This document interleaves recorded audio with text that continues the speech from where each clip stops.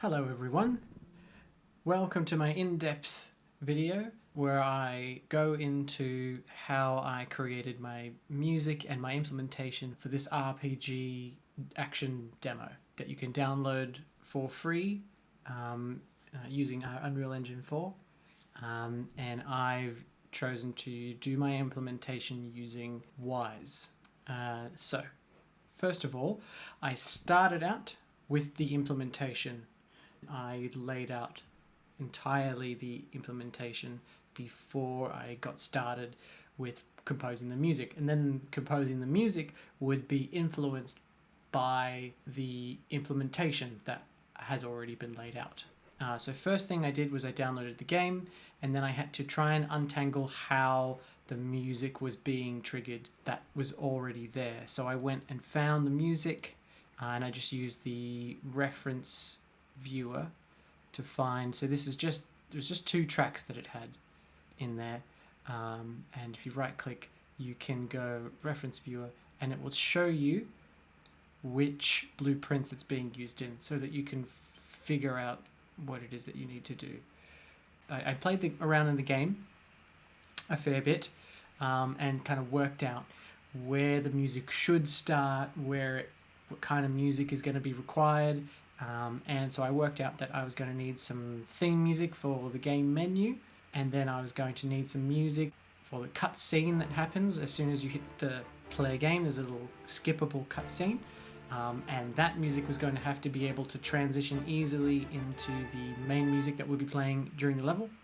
That had to be able to be triggered whether you skipped the cutscene or whether the cutscene came to its own conclusion, and I needed something for when the character is dead or the time runs out, game over basically.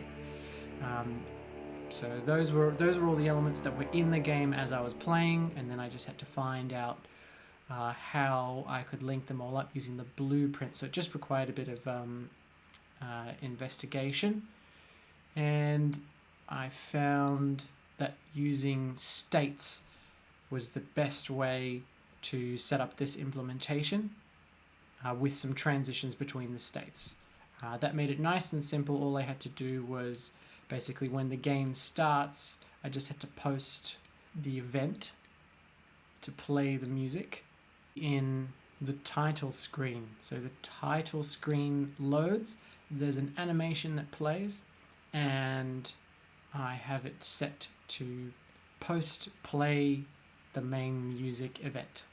And that is the music switch container that I used and linked to the different states. And I have a set state, and this stop all is here so that when it restarts and you go back to the main menu again, it doesn't start an additional one. It stops, and then it stops the events and then restarts the events.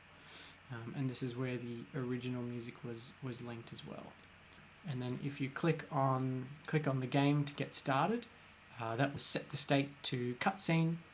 So after you have activated the cutscene will either be skipped or it will play to the end. And the best way to simplify activating the music for the main game, whether it was going to be skipped or not, was to link it with taking control of the character. So once you have control of the character, the game music will start playing. Now, one of the key elements of my idea for the implementation for this game was that something that I've been wanting to do for a while, which was set up a threat meter, an RTPC that's based on not just players' health or whatever, but a combination of different things that kind of related to how close your character was to dying, to game over. And so I managed to work out there was 3 elements that I could potentially use, and I didn't know how I was going to get them or whether that would be possible when I started. But basically, when you play this game, there is a timer, so there's just wave after wave of enemies, and if you don't defeat all the enemies within the time period, then it's game over. So one of the threat elements was the timer, because as it approached 0, the music intensity, I wanted it to increase to match that level of threat. The other thing was the number of enemies that were on screen, and I found this one in the enemy manager. So I found that there is something already set up using spawned enemies, so I found that, just grabbed that and imported it into here. Now, I based this RTPC off the value of 60, and as it approaches 0, the intensity of the music goes up. So I needed to take away the number of enemies from the battle timer in order to combine them. But if I only left it as a value of 1, then if there's got 3 enemies on the screen, then it'll only take 3 away from 60, which wasn't a very big impact. And I found that 3 gave the best result whilst playing the game. So I was using temporary audio in Wise. I had basically recorded myself just stating the layer or the kind of music that was playing. So for the menu theme, I just recorded myself repeating the words intro music, and then I would know that it has triggered correctly and it's not doubling up. And then I did the same with the cutscene, game over, just stated game over, and the actual main music, I had 5. I knew that I was going to try and do about 5 layers of music.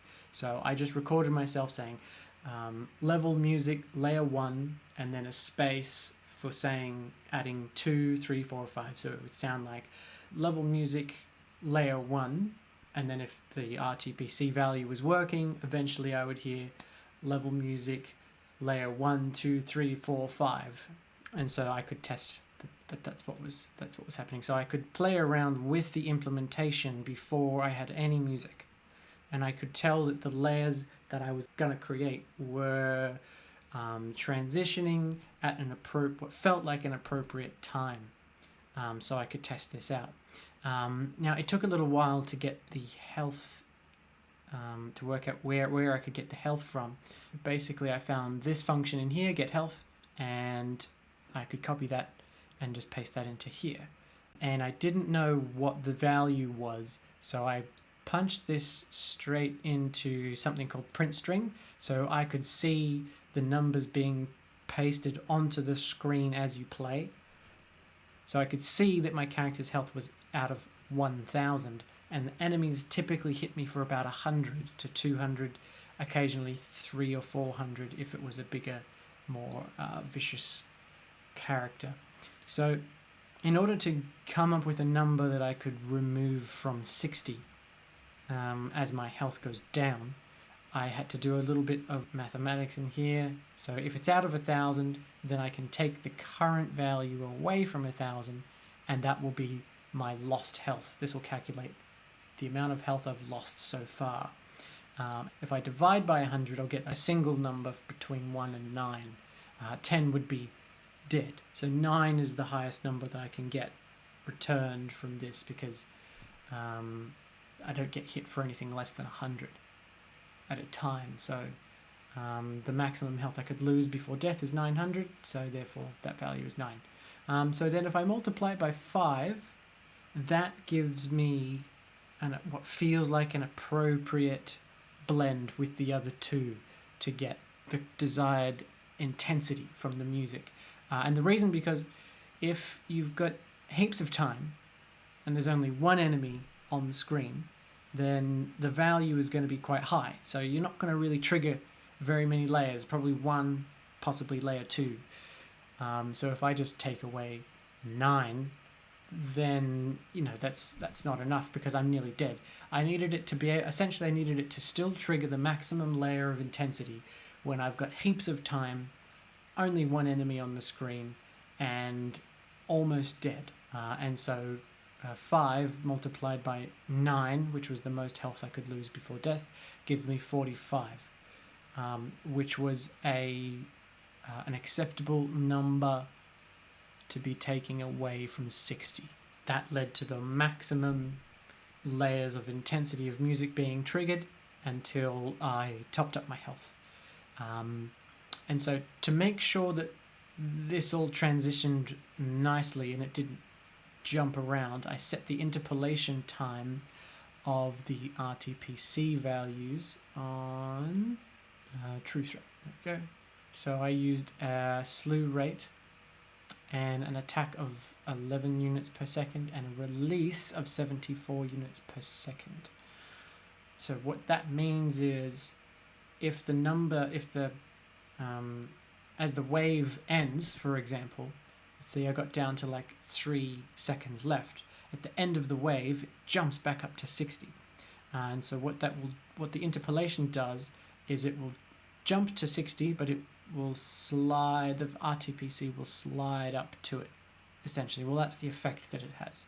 So that it gives the music a chance to fade back out again. And you can see the fading that I had set up track here. So out of 60, I set where the fades were. Once I had that functioning the way I wanted, I just had to basically write the music with all of this in mind and replace the audio, and then just tweak the way that it transitioned in the states here. I set up a few different transitions, and then tested it out to make sure that there wasn't any jarring or clipping or any weirdness. Oh yes, there's a couple of stings here as well, which are linked to the animation for next wave and wave completed. Now when making the music, I felt that the aesthetic of the game was very barbaric. It was very fantasy. It's a very kind of gritty feel to it, with all the stone wall and the flames and everything. And then the enemies, they're almost alien. They almost look alien. So there's this kind of mix of, I don't know if they're supposed to be goblins or they might just be goblins, but they kind of look like aliens, and they kind of reminded me of those little characters from Star Wars on Tatooine. Just the glowing eyes and the hood over the head. There's just a vague something about it that made it seem like it could be on another planet. It's otherworldly. Although I wouldn't necessarily describe the music as otherworldly. There are a couple of elements that I used that kind of bring that effect. So with the next wave and the wave completed, I have set that aside for the trumpets. So I have the trumpets that play in sort of a constant minor third that kind of moves around, which is very reminiscent of my favourite composer, John Williams, in his Star Wars orchestration.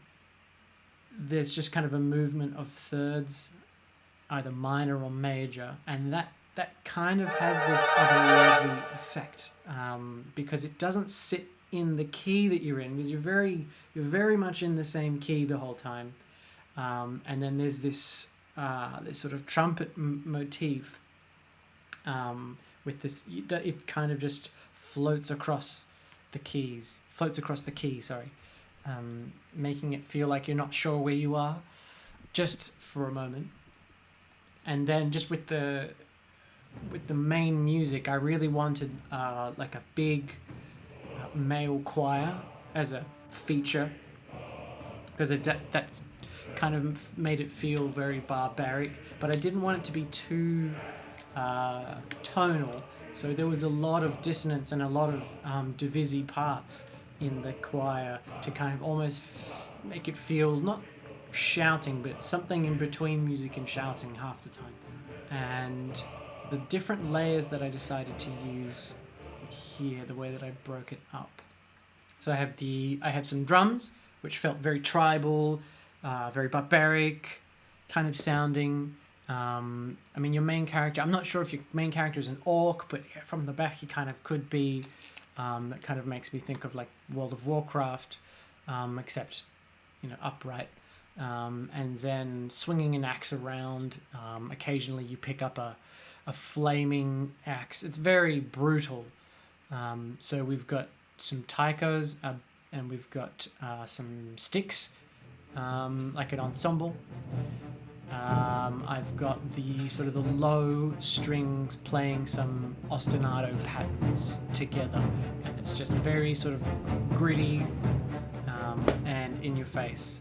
And then at layer 2, we add the bass drum to those drum ensembles, so it just adds a bit more depth to the downbeat rhythm, and then the other string parts, which are played on the lower end of the violin, to get that kind of throaty sound, especially when it's played at maximum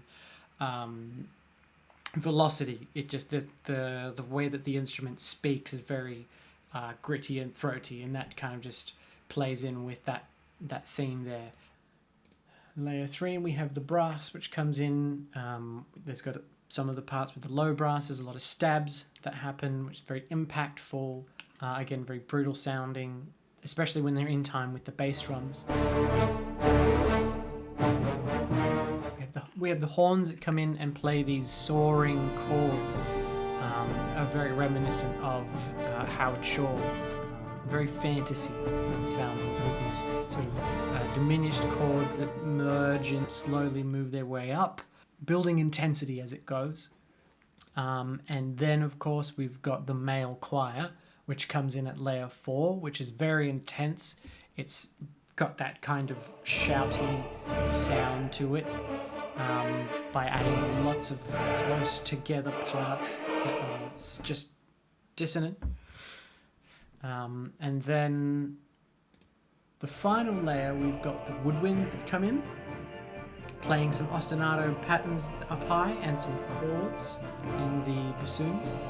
And the female choir, or the sopranos and the altos come in. And so they just add that final sort of layer of intensity with those higher up parts and those added ostinato patterns. And that concludes the in-depth part of the video. Thank you, and please enjoy the demo.